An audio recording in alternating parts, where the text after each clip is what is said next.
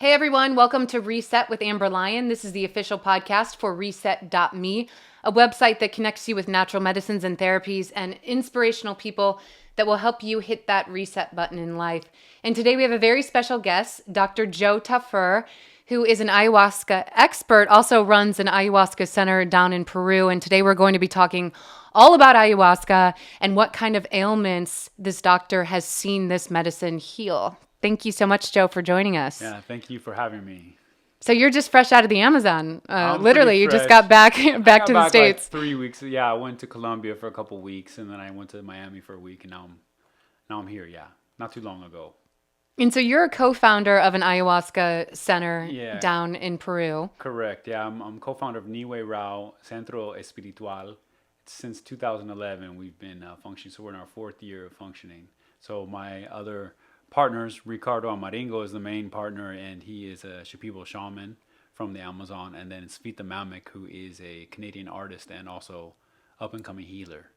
So it's the three of us that have been running that center for the last few years. And you've had hundreds of patients come through. I'm really excited to talk about what you've seen anecdotally, how this medicine has worked to cure certain ailments. But before we get to that, how the heck did you go from being a doctor in the United States to running an ayahuasca center down in Peru? Yeah. You mentioned something about peyote kind of got you interested in psychedelics, I kind of told the story. In medical school, it's really like the culture of medical school where I was at really derailed me personally, spiritually, and I felt very lost. I became depressed. And at that time, I was actually, just to tell the full story, I, tried a lot of different things. My dad is a psychiatrist. He was a psychiatrist. He passed away. And he suggested at some point that I try some antidepressants, and a lot of medical students were on antidepressants, kind of like the soldiers. They just put them on the antidepressants and just keep the thing going. And because they're depressed at the way Western medicine is the structured. structure, yeah. I mean, that's a strange. Maybe I think things are improving. There's a lot of movement to improve medical education, but it's not an uncommon phenomenon like depression in medical school. For me, it was, just I don't know how to describe it, a disconnect from a lot of things that I felt were important that I be connected to. And also there was a lack of role models that, there were some, but there wasn't enough for me that like, wow, okay, I could see doing this. And just the general coldness, which it's part of it. It's a very intense environment. It's hard to be so open all the time in such an environment, but it's difficult. So I actually, at one point tried some antidepressants, At that time and it did help me. It pulled me out of like some of my kind of ruminations, my negative thinking, and I think it can be effective for that. But at that time, I was exposed to a lot of people doing psychedelic research, MAPS-related research. I had some friends, and I began to learn about how the psychedelics themselves, LSD, was, the molecule that opened our understanding about the existence of neurotransmitters, period. Like serotonin neurotransmission was not, people didn't know the brain used neurotransmitters until they realized that serotonin was so similar to LSD. And so there is a lot of like crossover between the world of antidepressants and psychedelics at the biochemical level. And I myself, while on antidepressants, felt a little bit like I was tripping.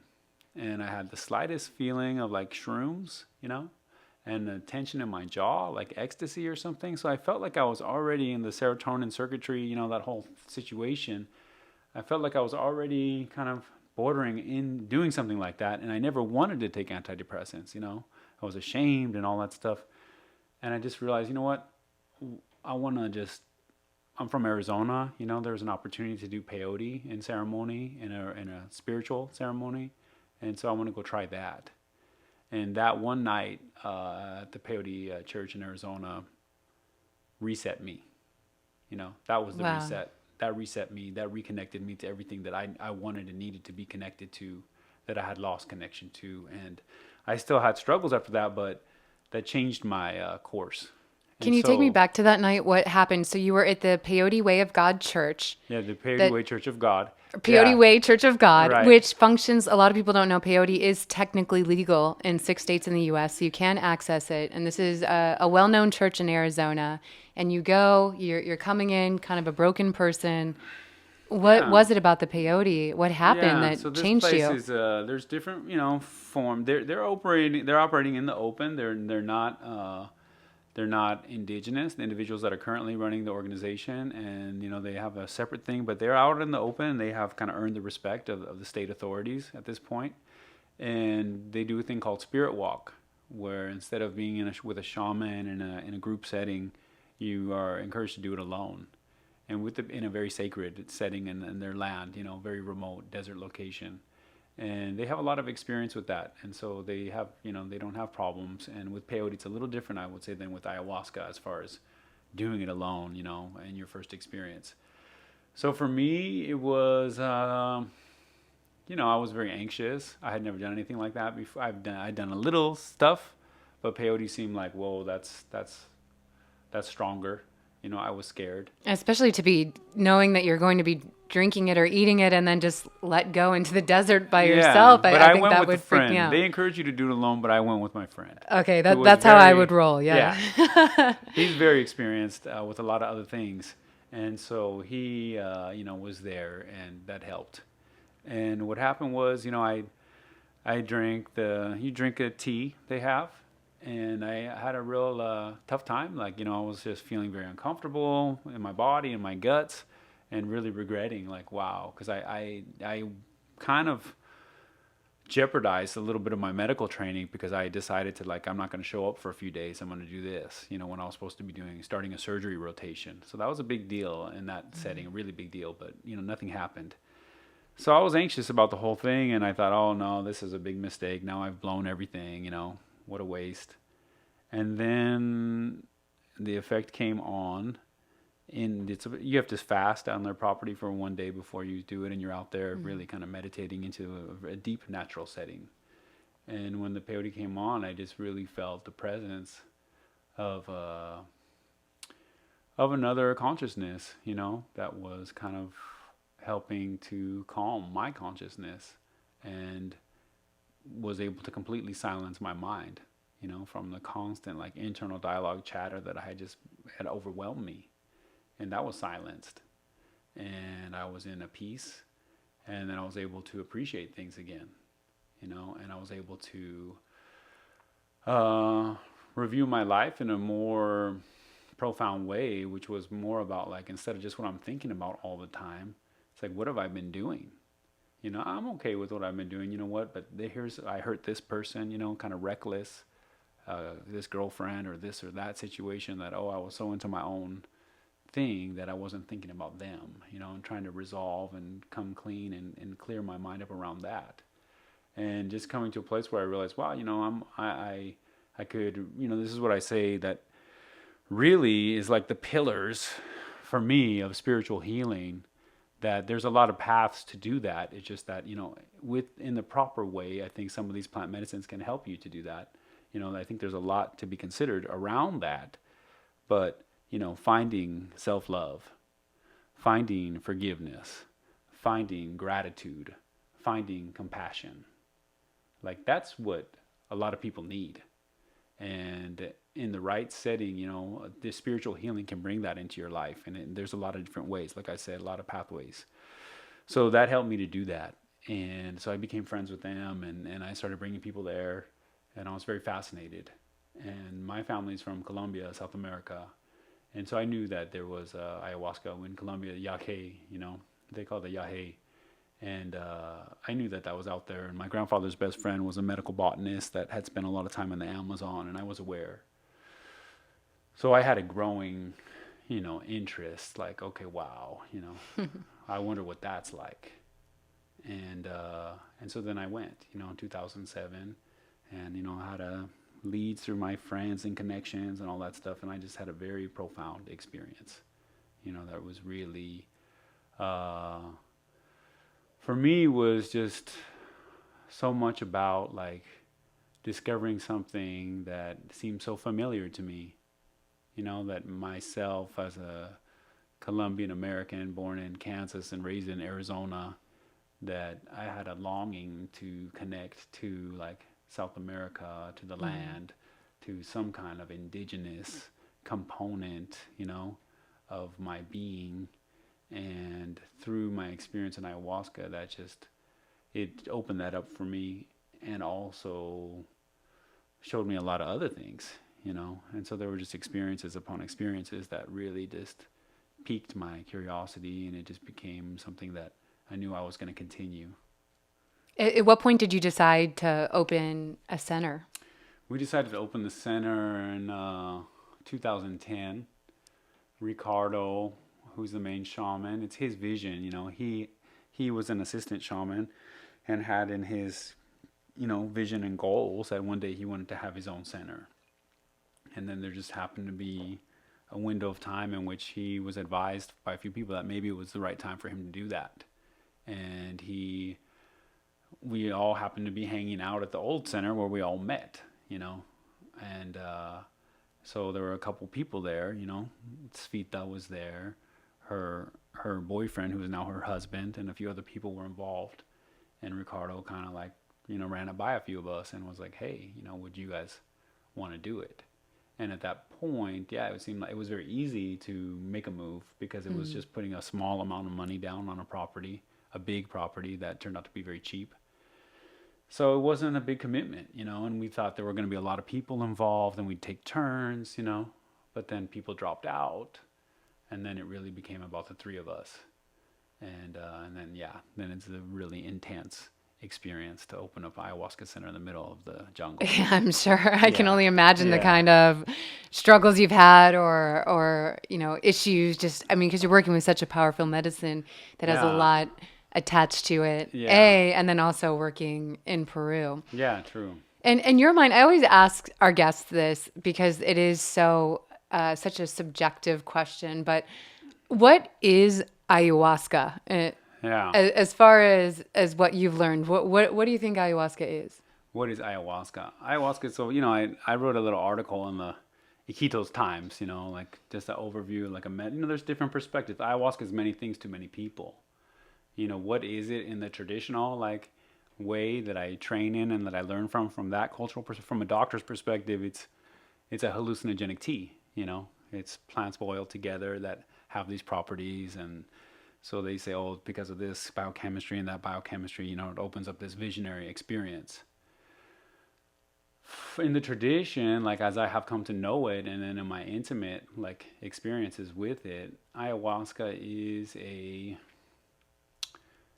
healing spirit of nature, and it's this is my personal experience. I'm open to all the different views. So here I am sharing it, and people are gonna think what they might think. But this is what I experience, and this is what I work with. Is that traditionally it's recognized to be a healing spirit of nature, of the Amazon, like a Mother Nature type spirit that can be encountered, by imbibing, the ayahuasca vine mixed with, some additive plant, in our case, chacruna. And so it's seen in the Amazon as kind of the mother of the plant medicines there, in a particular, shamanic plant tradition. And so it can be a gateway and a doorway into a spiritual realm. So there's other traditions, like one other person I would recommend, would be great if you had, as Malidoma Somé. He's an African shaman, really eloquent guy, wonderful speaker. And so his tradition, then the Dagara tradition of Burkina Faso, and a lot of African traditions, is a lot about ancestral, connecting into the ancestors and opening that portal to have some kind of access to a spiritual realm, through your ancestral connections. So the idea is that, like, in that way, they would work with the ancestors, and their ancestors would have access to a spiritual realm, some kind of quantum physical, field of possibilities, whatever you want to call it, and that you could possibly glean information from that place, and that place could guide you, and it may also be able to heal you in ways that uh, your conscious mind, the material world, may not be able to access the same way. And so, in a similar fashion, ayahuasca is a portal through nature into those kind of spaces, and for us, like in the tradition that we work within, and then ultimately, that is a facet, a face of the divine, coming through. And so that's how I work with it there within the traditional thinking. That's some of the things I can say about ayahuasca.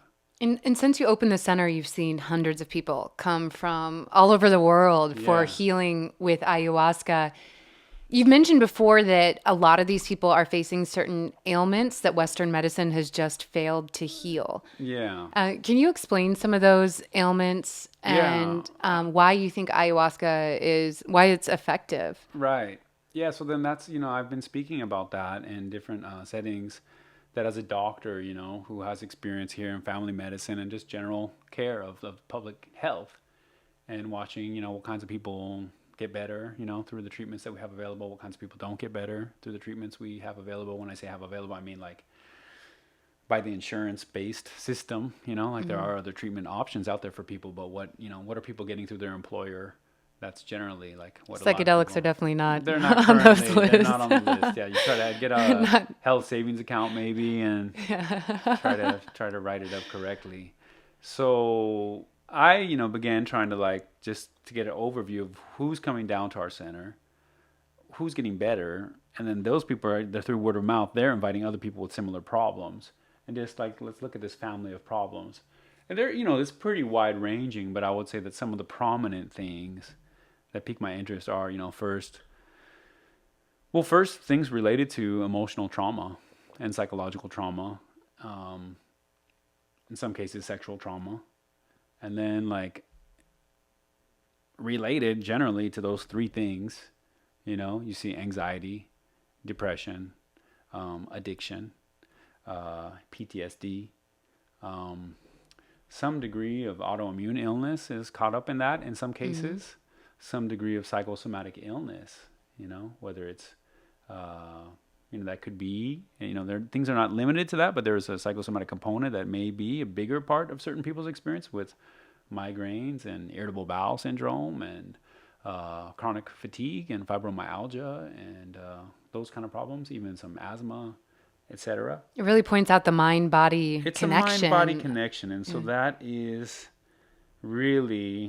so that's what I'm really big into, is trying to discuss, okay, I did a 2-year fellowship in psychiatry at UCSD in a psychoneuroimmunology lab. I was doing something else, but I was exposed to that world and had, guidance from a mentor that is a leading researcher in that field.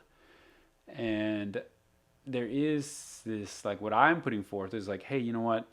We kind of have a map of what I would call an emotional body in the physiology of the human being now, that I would say is the limbic system of the brain, which is regarded as an emotional center in the brain, that is directly wired into the autonomic nervous system, all our automatic, functioning, digestion, breathing, heart rate, So then there's the direct connect between the way stress and affects blood pressure, hypertension or reflux, over acid production, or, digestive problems, or even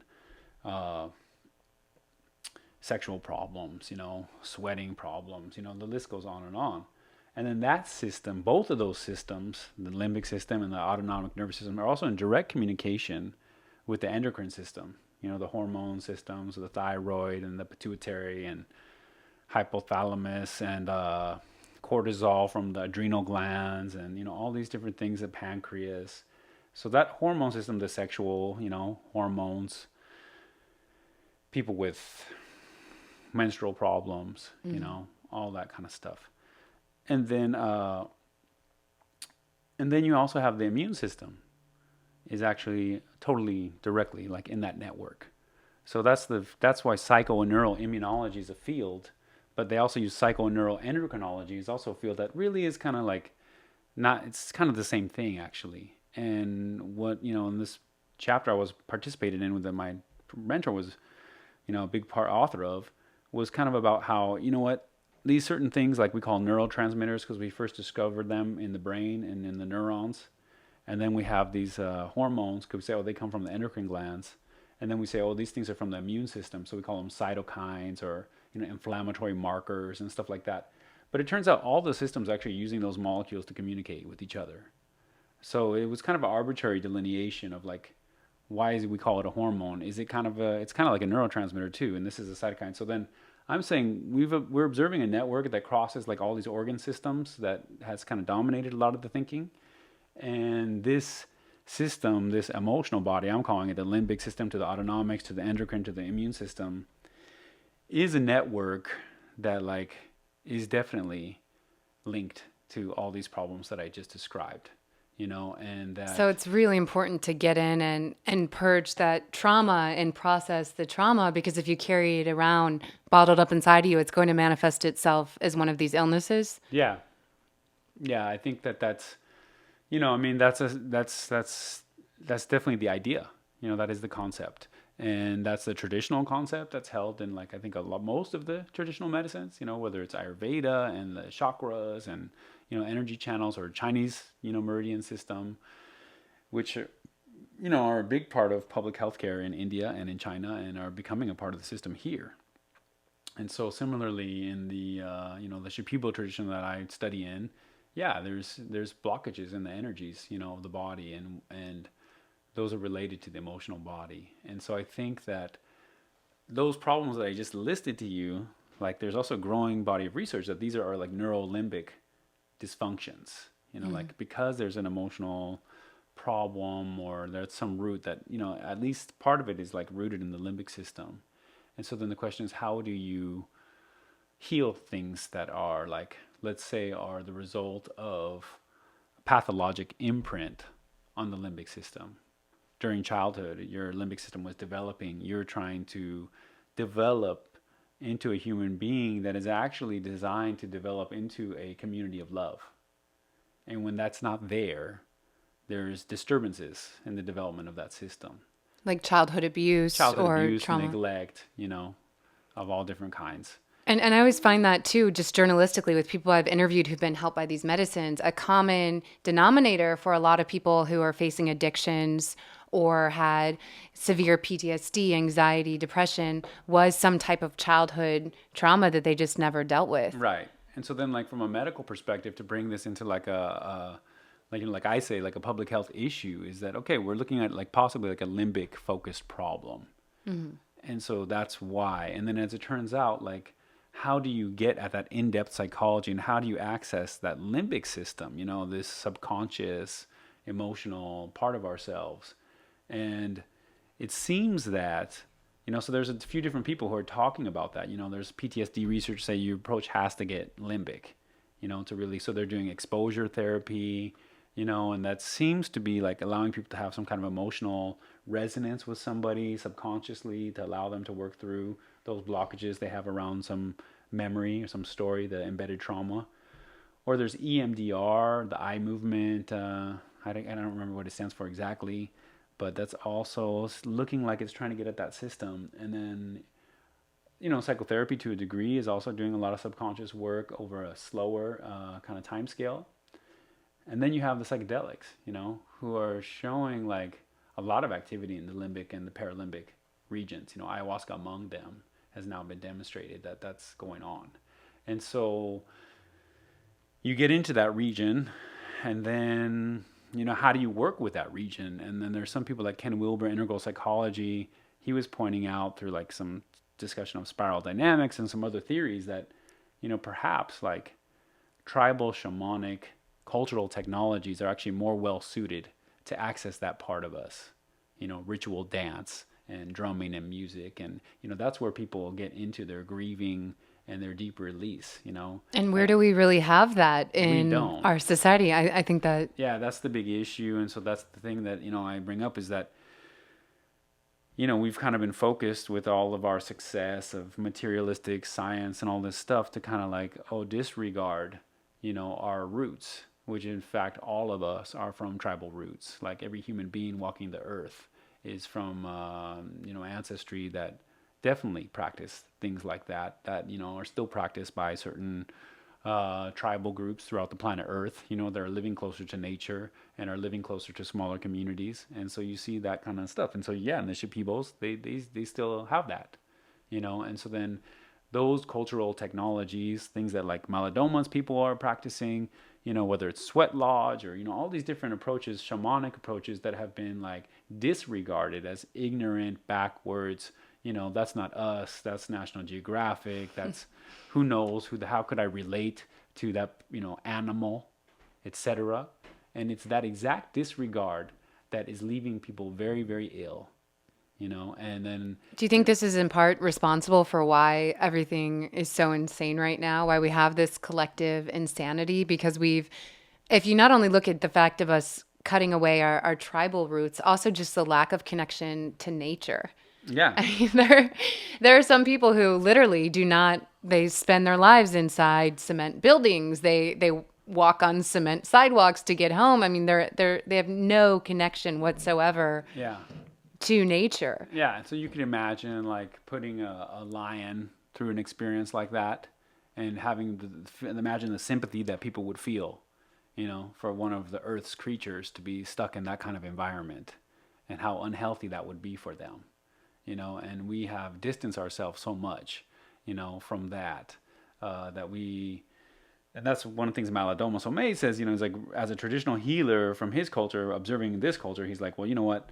Is really missing, and if you reconnect people to like why you're going to get great results, and this is what I always mention, is like reconnect them to nature, reconnect them to community, and reconnect them to something spiritual, something transcendent, because those three things are just like part of basic humanity on planet Earth, and they always have been. And if you ignore that, then you're turning your back on some people would think on your nature, as an earthling here.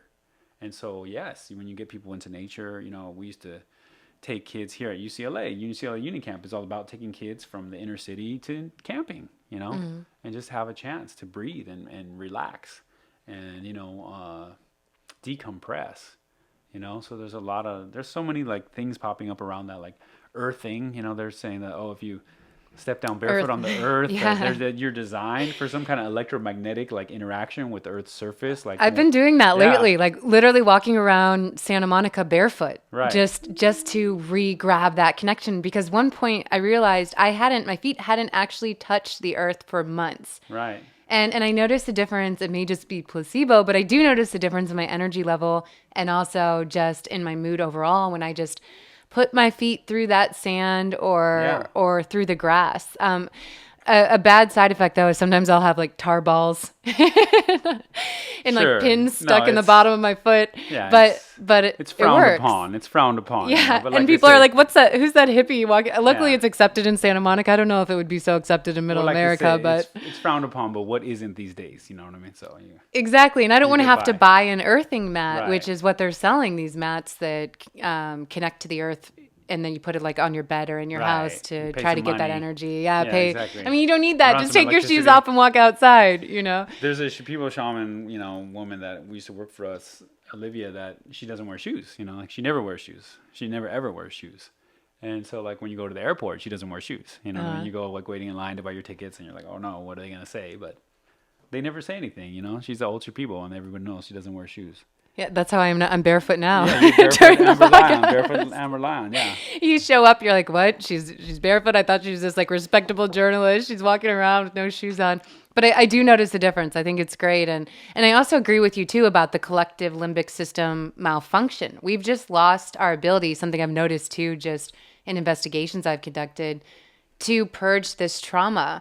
And then the way it acts out and manifests itself in illness. Or also, I noticed, too, when I'd cover sex trafficking and slavery, that often the perpetrators had been abused as kids, but they never processed that trauma. And so then they were abusing women, and the women were allowing themselves to be abused because they had been abused as children. And many addicts have been abused as children, and they're covering up the anxiety from holding that trauma with the addiction. So how is it that ayahuasca actually gets inside the mind and the body and allows people to purge this trauma? Because that's definitely what it did for me when I was suffering from symptoms of post-traumatic stress disorder. I just felt like it was like the key to my subconscious to unlock all these memories that I had even forgotten I remembered. Right. I think that, that's probably like, it's a difficult question to answer, but like, first of all, it's coming from a tradition, a healthcare tradition that recognizes that purging trauma is important in your health. And so that's the first thing, that people need to, that's just part of the tradition that people like Amazon, like I've mentioned before, I was in South Africa and the Zulu Sangomas, they're also talking about the same kind of thing, ritual cleansing and, cleansing, we've definitely lost that in Western. That. I mean, it's just all symptoms. Just mask the symptom. Give us a pill. Put a Band-Aid on a bullet wound. Never really get in there and actually cure the root cause, which is this built up emotion. And then you look at men too. They're often made fun of for crying or showing emotion, and that only makes it even worse. Right, and that's like Maladoma. I think that's one of his big things is he says like grieving ceremonies. He's like, this culture doesn't know how to grieve. They don't know how to grieve. They don't know how to release emotionally. And so that's the thing is like, first, you have to draw from traditions that recognize and have technologies because we don't. Like I guess psychotherapy is like, that's one of the places to do that. But generally, like, we don't have a way to purge trauma. Like, if you come to me as a doctor here and I can recognize, oh, that's probably related to this. And it's like, well, I have 10 minutes to see you or 15 minutes to see you. Maybe I could try to do a different kind of practice. But if I'm working in, like, the general, like, where most doctors work, I'm limited. So, yeah, they're going to give them some, like, Prozac or something like that, If... when I was in medical training, you'd see sometimes in the hospital, like, oh, that patient was crying. Oh, well, put them on antidepressants, like, that's what we'll do. But why not figure out why they're crying in the first place? And help them through it, and help them release. So I think it's just because that's what they should do, but they don't have any training and their thinking is not along those lines. It's almost like you need to revamp the entire train of thought in our medical system because they're completely... in our culture. Mm-hmm. It's in the whole culture because the whole culture is primarily materialistic, money oriented. Like that is the major value system. And so purging trauma definitely is like secondary to making money, like people would just rather tough it out and do whatever if they do just get that money, So that is the number one like promoted value in this culture. And the problem is, of course, that can leave you very unhealthy, that perspective. And a lot of spiritual traditions have been warning people about greed, for thousands of years, but here it's still like, the main voices in the media, are powered by that kind of, those kind of entities, And you always wonder why these people with so much money and success, yet you see them have these horrific addictions. They can never overcome that childhood trauma that they still have stored up inside of them. And you're always wondering, wow, that person has millions of dollars, actor, celebrity. How is it that they can't cure their addiction? Right. And again, it's the same old trick. Guess what? Like science and technology doesn't do it. Money doesn't do it. But if that's your big focus, if those are the two avenues that you're going down, thinking that's going to solve that problem for you, I mean, the evidence is clear. It doesn't really work. So you have to look down some other avenues, and the reality is like, generally among the humans on the planet Earth, like, yeah, a lot of the spiritual traditions have tried to address like that kind of healing with people, and so it's worth, I'm going to turn this off. It's worth like exploring that, So what is it about the ayahuasca? Why is it, and other psychedelics that really gets into the mind and really allows you to access these memories? It's almost magical the way it happened. I had the ayahuasca pulled up memories that I didn't even remember from my childhood of my parents fighting that I guess I had internalized when they had gotten divorced. Right. And I didn't even remember those moments. There was no way I could have accessed them, but they were still stored on my hard drive. And it's like the ayahuasca just kind of unlocked it, opened it up, and said, okay, remember this. This bothered you when you were 4. You need to process it. This bothered you when you were 7. You need to process that. Right. So yeah, I think that like, I have like theories a little bit about like, oh, how could it work scientifically or biochemically or all that stuff. They're just ideas, but it's not really that framework is not really prepared to like deal with the discussion that you're talking about. So we have to pretty much like talk about it in traditional terms because that's the most advanced like framework to discuss, ayahuasca, I think, and, but there's a lot, it's worthwhile to bring in all this like Western psychology and, but like from a traditional perspective, that's the nature of the ayahuasca, that's what it does. The ayahuasca in the right setting, used in the right way, has that spirit that it is, can help you to do that. Because we could try to like talk about the biochemistry of like the limbic system, but it's like, why that memory? Why that? Why this? Why that? That's it was almost, it had such an intelligence to it. It had such an intelligence. Like I could feel it going through my body and my mind, almost like it was searching, like what's been bothering her the most? Let's pull that up. And that's exactly what it was able to do. Well, again, it's an integrative discussion, but we have to like open our minds to the traditional side for those people. I can't expect a lot of people to believe that, and I wouldn't believe it, and I didn't believe it.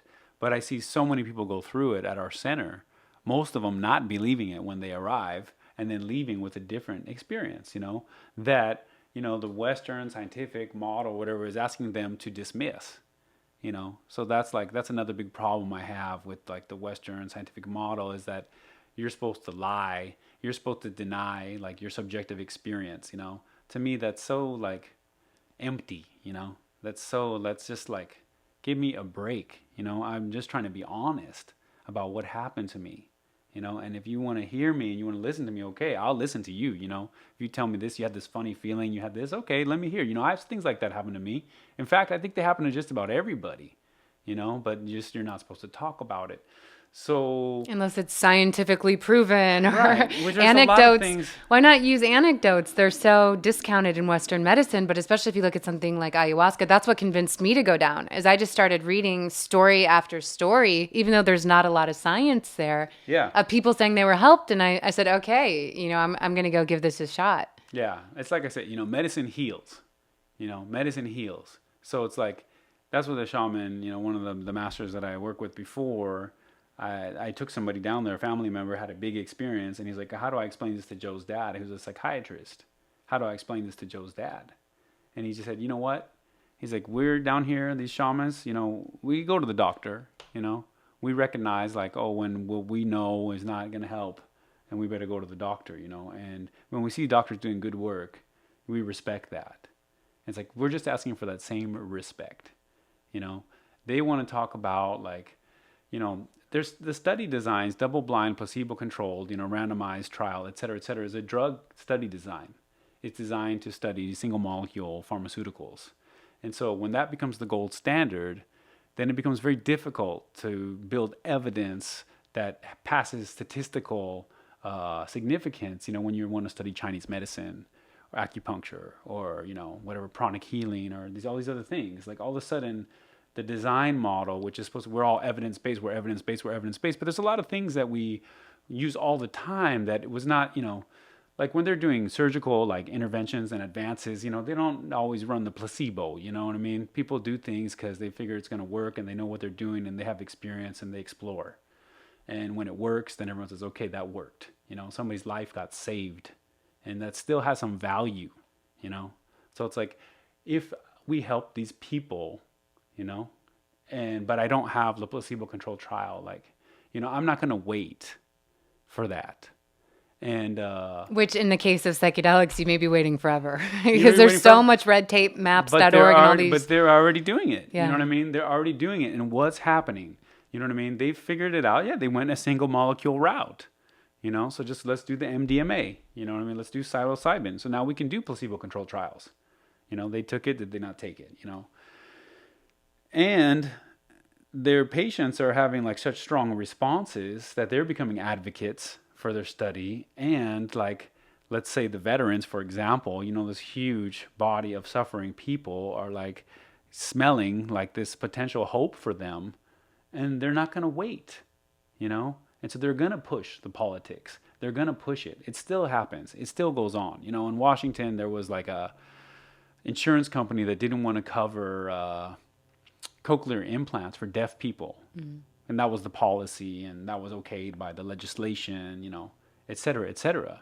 But when the people got word of that, they're just like, what? You know, they're deaf and it's a cochlear implant. Like, that's what it's for. That's what health is for, healthcare. So they overturned it, you know. When they wanted to do an energy healing study at UCSD through the lab that I'm connected to through Paul Mills and Chamonix Jain, you know, they wanted to do energy healing in the hospital on the research wing, and they were like, ridiculous, get out of here. But the people, it was for breast cancer survivors who had fatigue. And they're just like, you know what? You don't have anything for us. With all your brains and all your talk and all your rules, you can't help us. So we're tired of waiting for you. We're tired of waiting for your stuff. No, allow the study. And they did. You know what I mean? So the people, you know, that's what powered medicine like forever. And now the evidence-based, you know, which I'm not against evidence-based medicine, you know, that's important. Let's scrutinize things. But it's like, it's just these like, you know, little blips on the screen that become the dominant culture. Like that's what we always did. Like, oh yeah, now your depression is a chemical imbalance and you're supposed to be on Prozac for the rest of your life. Like, I don't remember hearing that when I was a child. Aren't medicines supposed to cure you eventually so you don't become dependent on them? Well, I think real medicine heals, you know, but then that's a treatment. That's a treatment to chronically manage, you know, a problem, which is based, the chronic management with that treatment is based in the fact that that treatment does not cure the problem. And that's why it becomes a lifelong treatment. So if there is the option and the hope that somebody can actually have a healing and a resolution of that problem, and like, for example, many people have come off of antidepressants coming through our center, you know. So you get a lot of people facing depression who come down? Yes. And tell me a little bit about them. How does it, obviously they have to get off the antidepressants before they come down. Antidepressants. Because ayahuasca does not mix with antidepressants. Well, it could be that's fatal. Our general, you know, there's the possibility of like a serotonin overload with some of the, with antidepressants generally. I mean, there's more details than that. But, you know, then they did like a big Brazilian study of all the people doing Santo Daime and all that stuff, UDV, and a lot of them are antidepressants, and they're taking ayahuasca, and it's Brazil, and they just don't tell anybody, and they're doing okay. So is it as bad as that? We at our center, we're in a remote location in the jungle. If there's a bad interaction, you know, that's a bad situation. So we do not allow it, you know, and I think it's just wise. And for us, just to go deeper into the healing of those things from a traditional perspective, from a plant medicine, you want them off the stuff. Why is ayahuasca so effective at helping people heal depression? What does it do that's helping these people? I think, you know, it can be very effective in healing depression because it is helping them heal like the root trauma, you know, of what's underneath, like why, you know, why are they so sad? What is it that they have not been able to, like they say, you know, this embedded trauma that is stuck. And so, like you say, you know, fear is not hell, like in the bad trip, you know, fear is not hell. Being stuck in fear, that's hell. So when you're stuck and you can't get out and you're just stuck in the round and round and round and round. So that trauma, you know, we all go through things, and a lot of things can be recontextualized. They just come back into the flow. You know, we have it, and then somehow there's outlets and there's ways for that to be, you know, expressed and diffused and put back into the flow. And so ayahuasca helps a lot of people do that.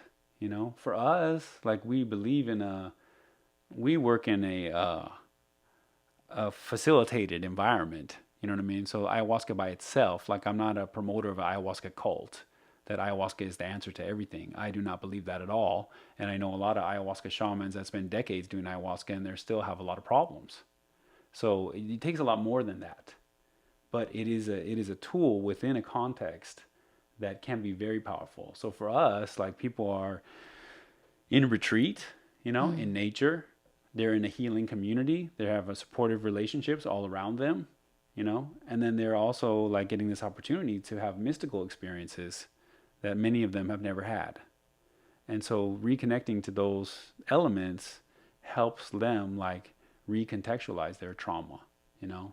They're able to quiet their minds. They're able to find self-love through all that. They're able to find compassion for the people that, abused them or neglected them, or for themselves, for things that they did, decisions they made. They're able to, through compassion, find understanding.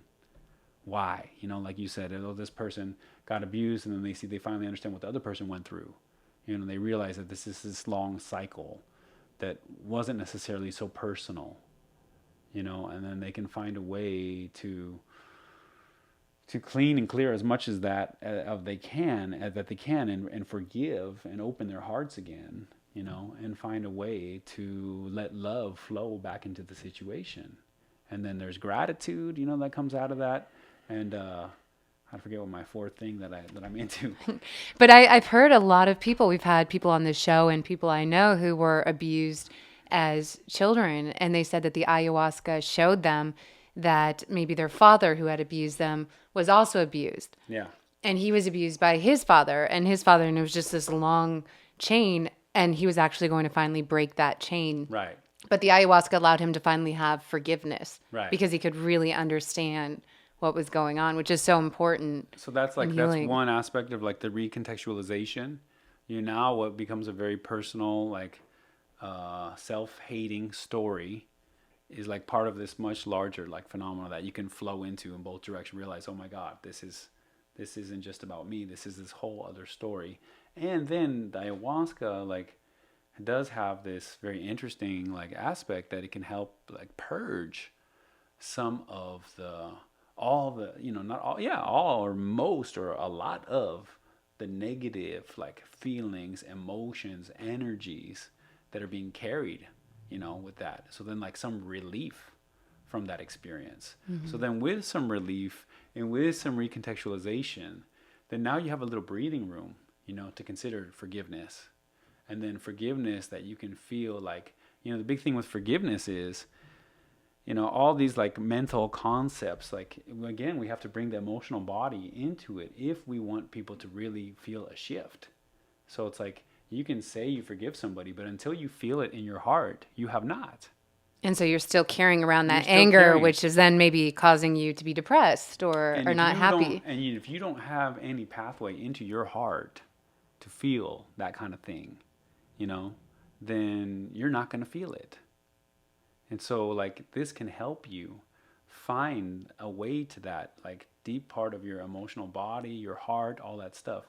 And from that place, allow something to move and shift, the way they've been talking about it in these spiritual traditions for centuries. I grew up Catholic, my family's Catholic. That's a big part of the tradition. That's Carl Jung said, look at forgiveness. Like here's where spiritual traditions are interfacing psychology. Look, forgiveness is like a concept that it's a crossover, it's a spiritual concept like traditionally. And now we're talking about like in terms of psychology, I think with the whole evidence-based talk and all this arbitrary delineation of like what's acceptable to talk about and kind of a Western scientific, to me it's a bunch of BS, because it's like if we really get down to it, like thought itself is a mystical phenomenon. It still is a mystical phenomenon. My imagination is a mystical phenomenon. It still is. Love, whether you feel it or you deny it or whatever, it's still a mystical phenomenon all over the place, to anybody that really wants to talk about it, And so those things are okay to talk about. Our dreams, that's okay to talk about. But if I talk about, then in some circles, or you could talk about prayer, or you could talk about, faith-based things or meditation or the secret, your intention and your will and the power of your intention on reality, but it's like so arbitrary where they draw the line. And to me, it's so bogus, because it's like, okay, well, why don't we just talk about thought?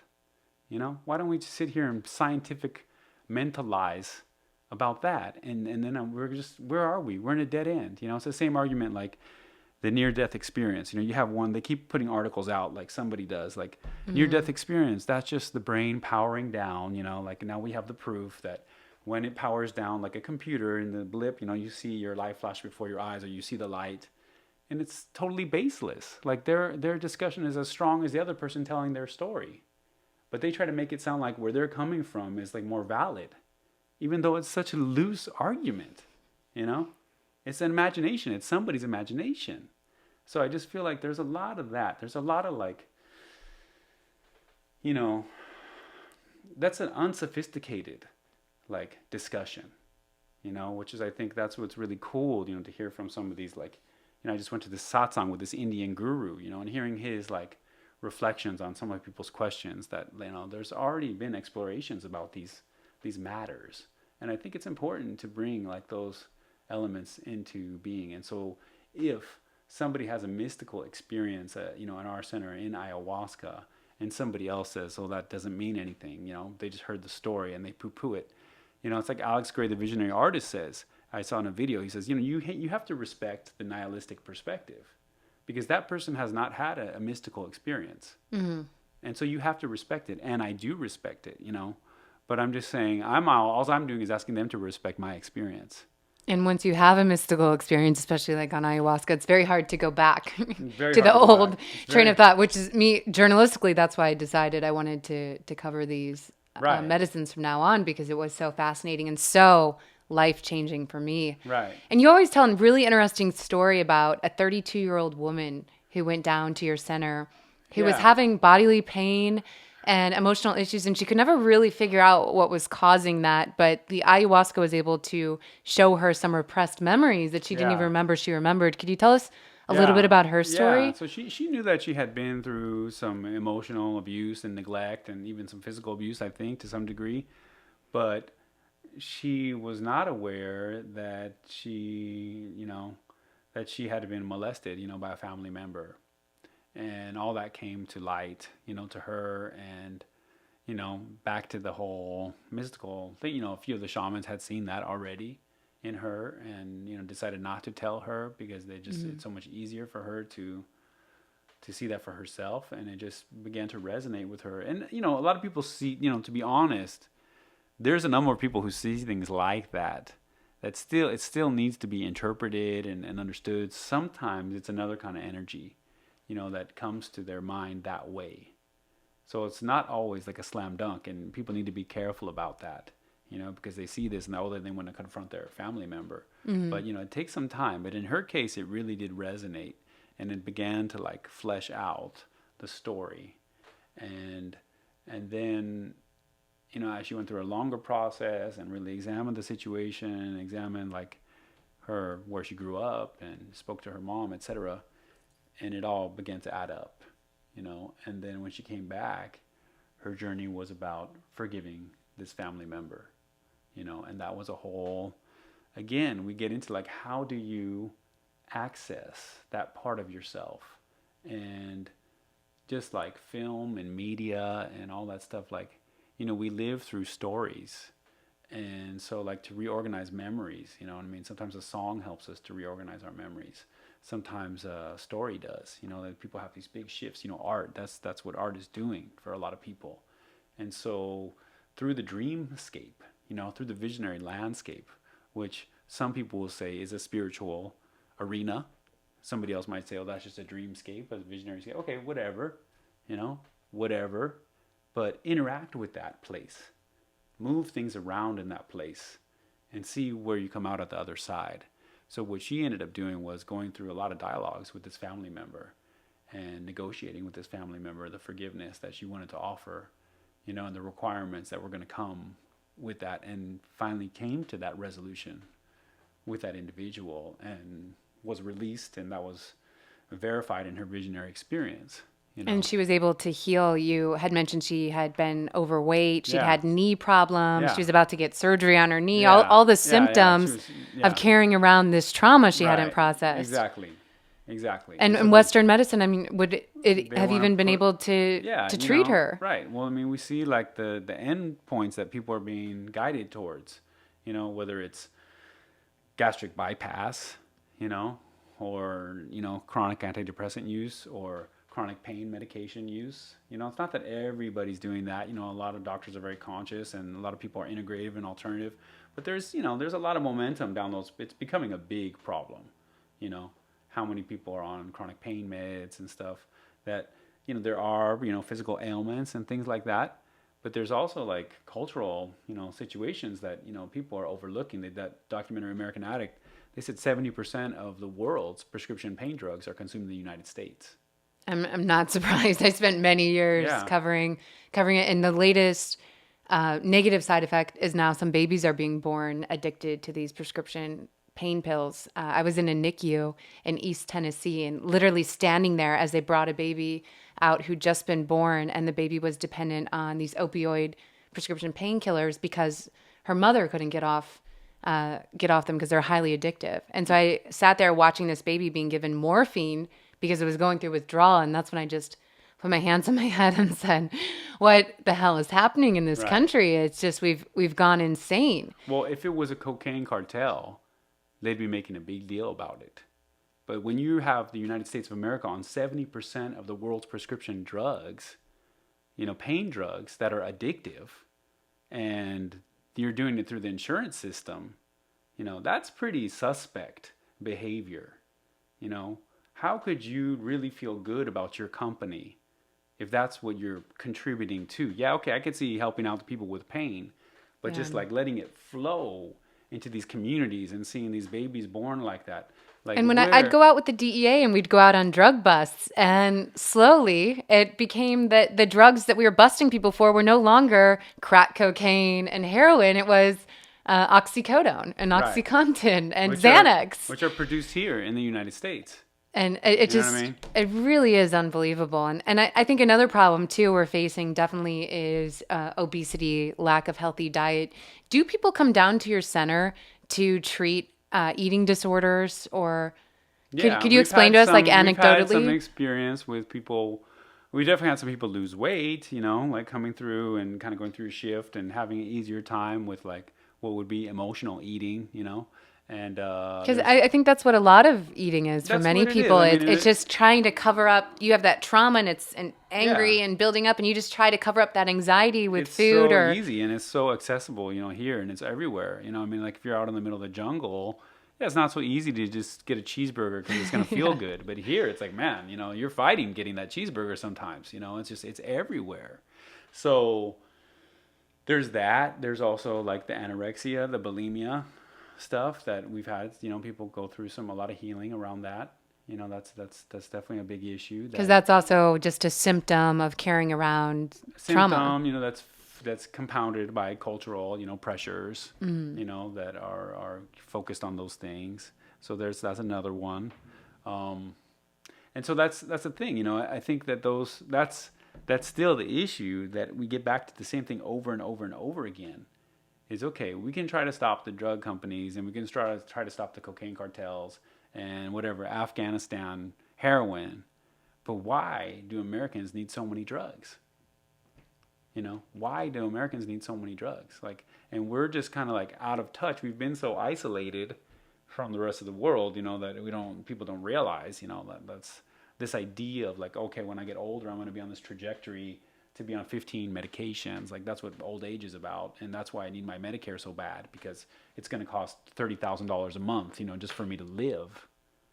And it's like, well, guess what? That's not what's happening. Like most of the planet Earth.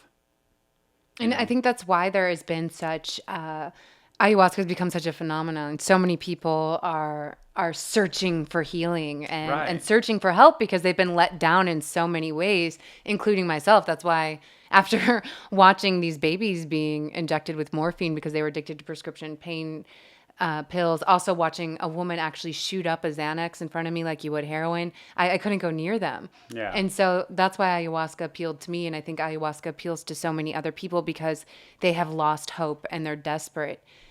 As ayahuasca grows and ayahuasca tourism grows, a lot of people have been writing me and just asking about how they choose a center. How do you know? I mean, I'm sitting here in middle America on my computer trying to find out where to go for Right. healing down in the Amazon. How can I choose a reliable center? Is there any recommendations you could give as someone who runs a center Yeah. as things to look for Yeah. that they could find out online or Yeah. ways to figure this out and navigate it? I think the first thing is like, first people really need to examine like what they're doing, because I think that a lot of people are going down there, like I say, going down to a culture they don't understand, they don't speak the language, and they're going to sit down with a stranger to drink one of the most powerful like hallucinogenic substances around.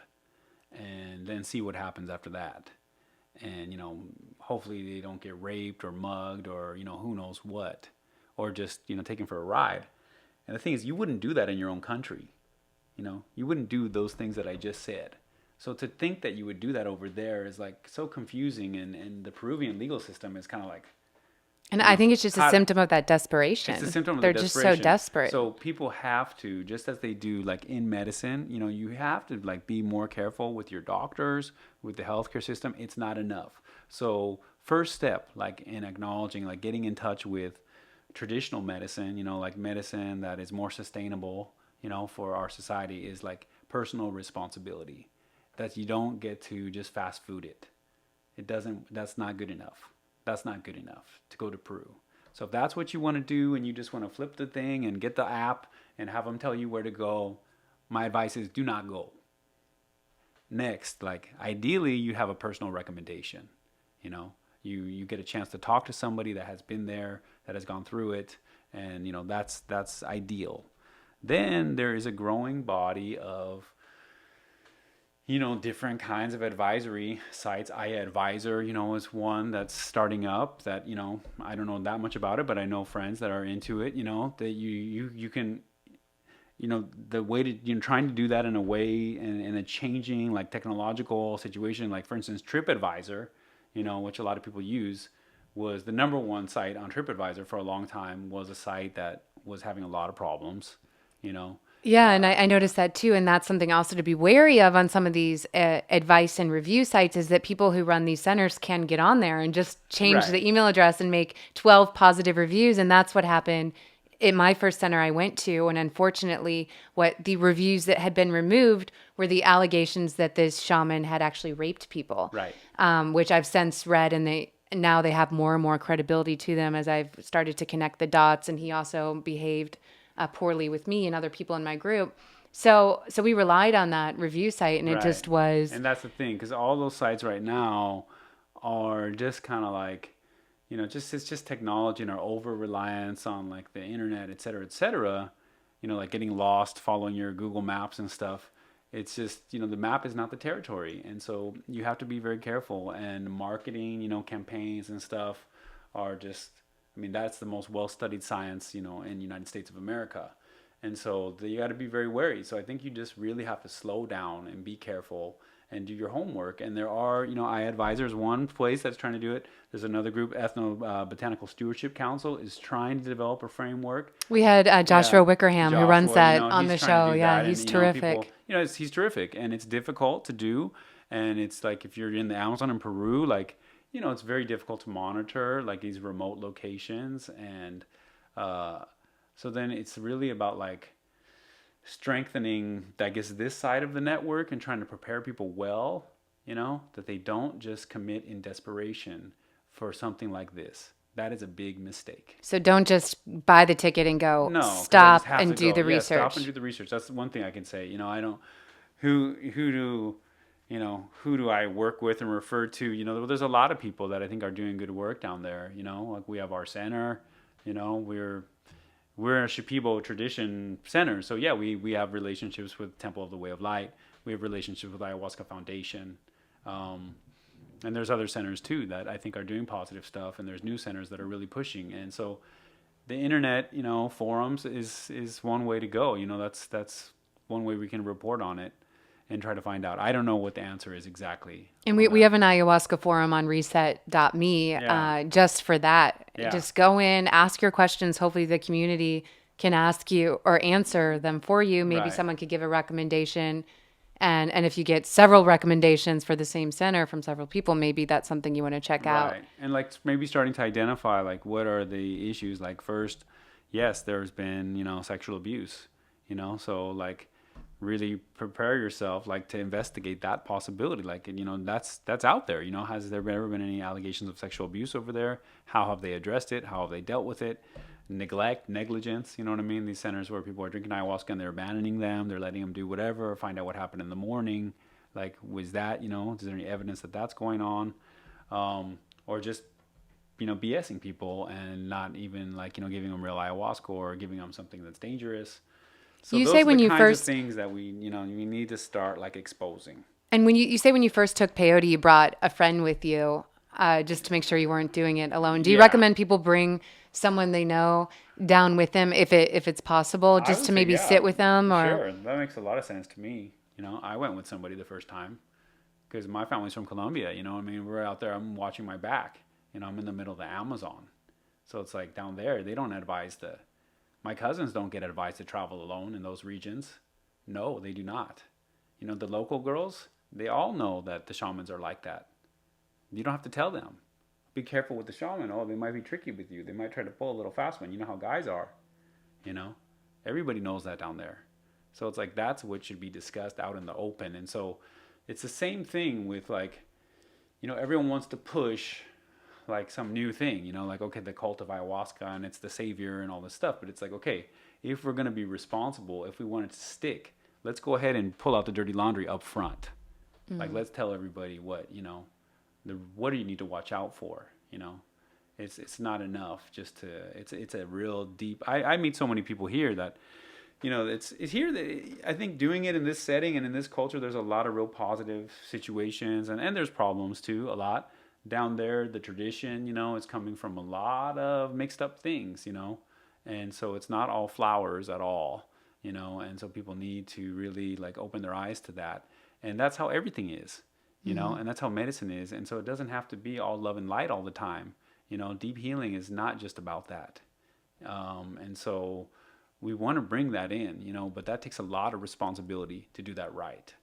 And are there any major warning signs that, say, someone shows up at a center and they're already on the boat ride? Yeah, they're already there, but they see some warning signs and it would be a sign to maybe turn around and go back to Iquitos or not trust that shaman. Yeah, well, I think, just talking to the people that are there at the center, you're going to get a feel right there off the bat. Like, how's your experience been and what's been happening, right away. And also, like, don't be bamboozled, because then you what happens is you go through an ayahuasca experience, which for the first time, if it's strong, is overwhelming, and you are lit up, and it just seems like these people are gods to be able to function and operate in that environment, so all of a sudden they want these people to be like, the spiritual masters, and in my experience, like, that's not very common, and so I think you need to be wary, you need to be, like we say, you love everybody, but you don't give anyone the benefit of the doubt, especially if you're down there. So you have to be cautious, and so yeah, people are like, oh, I don't want to be guarded, when I go through my ayahuasca because I need to open up and everything. It's like, you can do both, and you should be protecting yourself while you're in ayahuasca. There's all kinds of elements and energies and stuff. So you don't, there's a way to do it, but you have to build that trust, and so I don't know, maybe, I don't know what the answer is. I went there, I had a personal recommendation, from a leading person. Like, that's why I went where I went.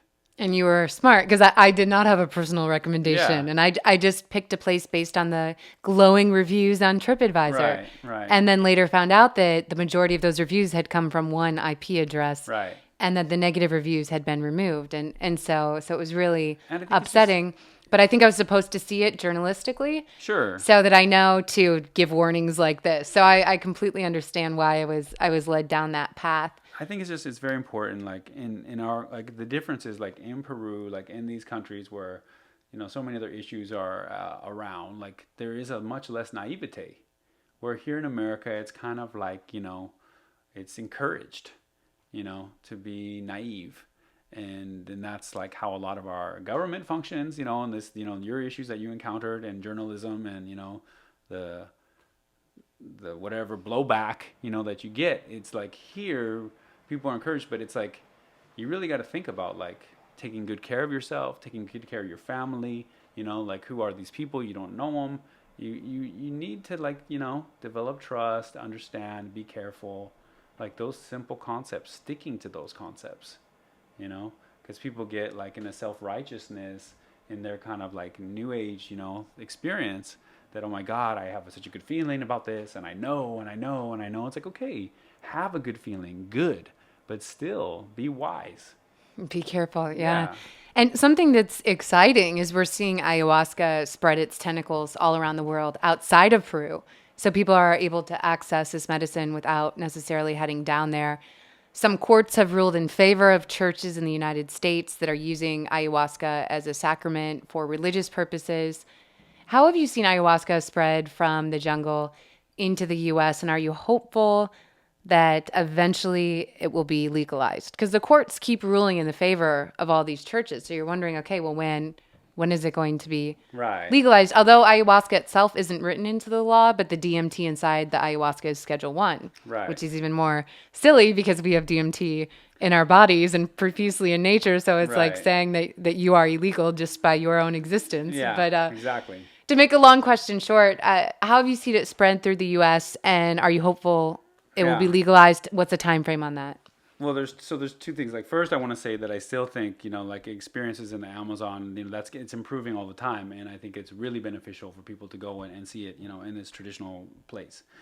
Also, here in the United States, yeah, there's a lot of growing ayahuasca. Should it be legalized like broadly, like the way it is in Peru? And so, if it is, again, we get back to the same issue that in Peru, like personal responsibility is put on the individual.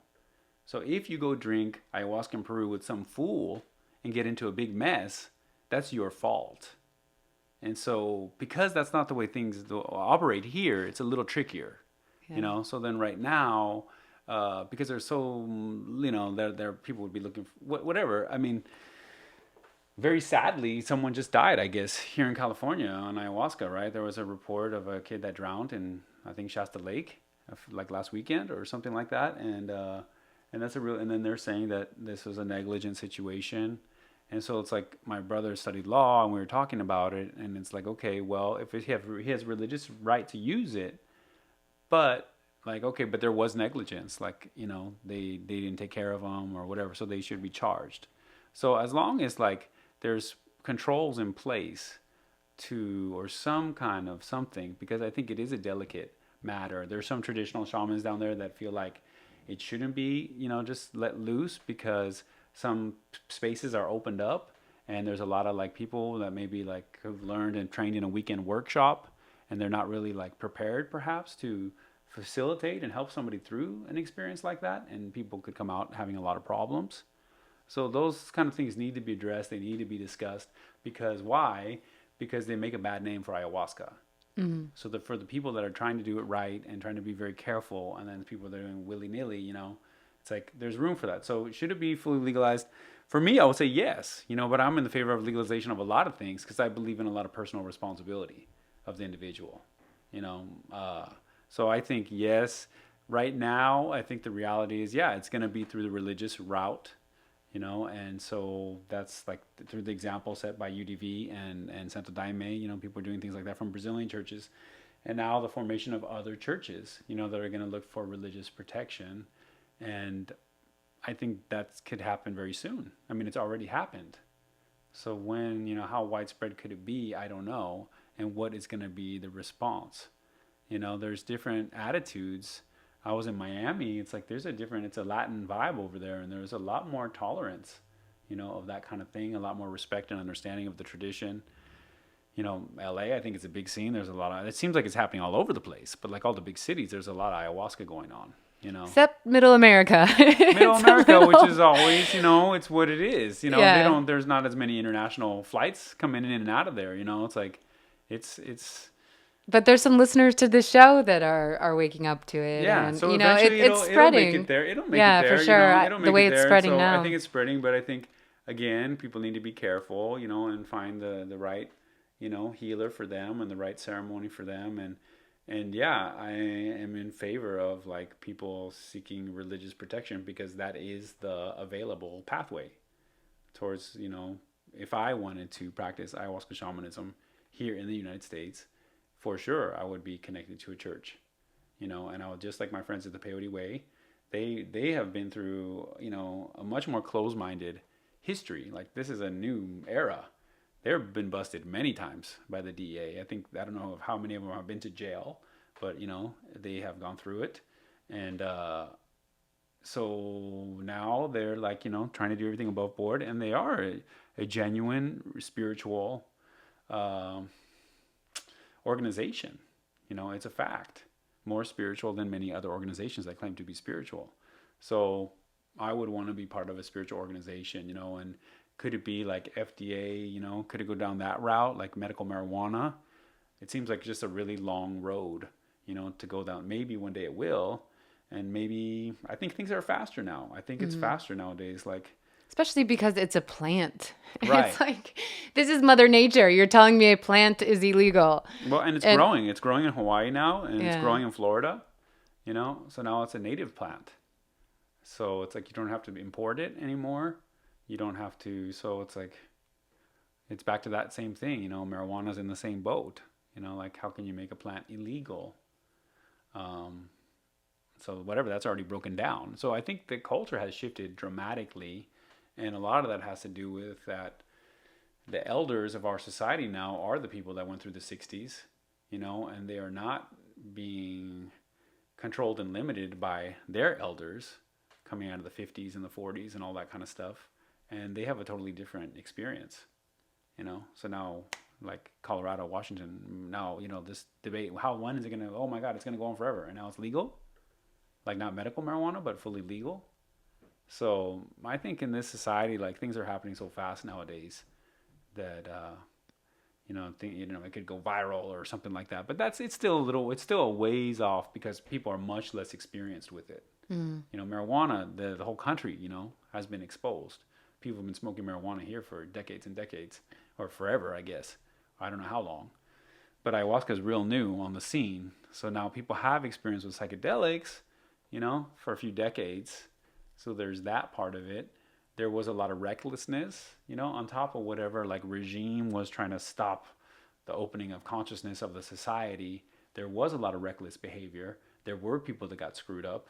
There were people that got damaged. There were people that killed themselves, So it's back to that same thing. If you want psychedelics, to be opened up to everybody, which they are, to a lot of people can access them if they want them. But like within the ayahuasca tradition, of the Shipibo tradition, it's just recognized that that's something you have to be very careful with, You should be very careful with that kind of thing. And so you have that cultural norm in place. So then you don't need to monitor with the law, And Joe, you've been a wealth of knowledge for so many people out there just learning about this medicine. And how can people connect to you? How can people find your center, find out about your work if they want to research it a little bit more? Yeah, right now I'm mostly operating out of the website of the center, nihuerao.com. And how do you spell that? It's NIHUERAO.com. All right. Yeah, that's it. So then I have some talks on YouTube. I'm slowly going to create my own thing. Maybe I'll do podcasts too one day. Yeah. People I have access to. I'm working on that, but not yet. And if you're listening, thank you so much, Joe, for being here today. Really appreciate you sharing your knowledge on ayahuasca. And if you want to go and find out more about this amazing medicine and the latest news, just head to reset.me under the news bar. You can scroll down and access ayahuasca. We also have an amazing ayahuasca fast fact sheet to let you know about the side effects and different prescription medications, the potential interactions. And you can also head to our forums to discuss this podcast with other listeners and really get up to date and just pose your questions. Also, we have an ayahuasca forum where you can also go to ask about centers and retreats and get recommendations. Thank you very much. Thank you for coming on. Yeah.